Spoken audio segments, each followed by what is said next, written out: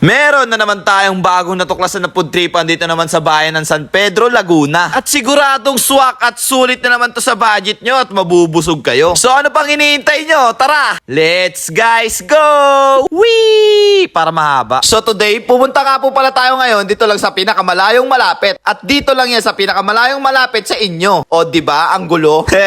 Pero guys, seryoso. Ito nga po pala ang pinuntahan ko, ang To Kitchen. At dito nyo nga lang po pala sila matatagpuan sa Block 12, Lot 3, Tinadpa Street, Phase 5, Pasita Ave, San Pedro, Laguna. At pwede nyo nga rin po pala sila i-search sa Google Maps or Waze para upang mas mapabilis ang pagpunta nyo rito. Search nyo nga lang po pala To Kitchen, Pasita. At tapos guys, may air conditioner nga po pala sila sa loob at may alfresco dining area naman sila sa labas. At napakalawak nga po pala neto at Instagrammable ang area nila.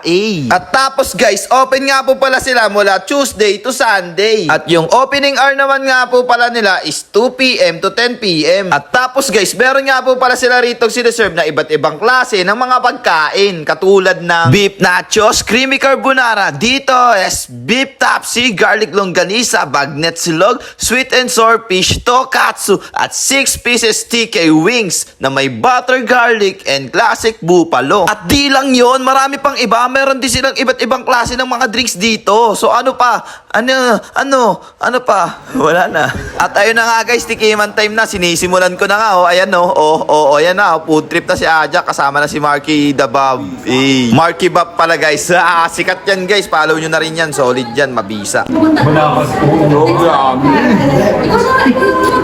Sana na sa Broken Chicken. Panalo nito guys. Guys, sobrang sarap dito sa To Kitchen. Sa sobrang sarap na. Namin nakain, no?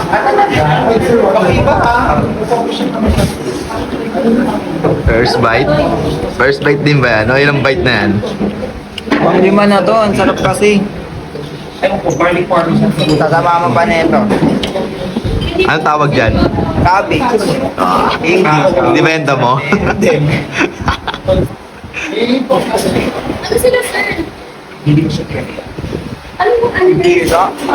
At ayun na nga guys, talaga naman napakabisa talaga ng mga pagkain nila rito. Kaya kung ako sa inyo, subukan nyo na to. Sobrang bilis pa ng aking salita at wala na akong masabi. At ayun lang po, maraming salamat po. Excuse me po. Pero guys, seryoso nakakatuwa lang guys, no? Hindi lang pala siya basta coffee shop. Restaurant siya na nagsaserve ng iba't ibang dishes at coffee na may only rice at only soup. Diba? Talaga naman panalo na napakabisa talaga na ito para sa akin. Alam ko paulit-ulit yung sinasabi ko. Pero sobrang sarap talaga rito guys, promise. Very recommendable talaga to. So ayun guys, hanggang dito na nga lang din po pala tayo. So again, this is Ajak TV. Thank you for sunshine, thank you for rain, thank you for joy. Ingat, salamat, bye bye, bre!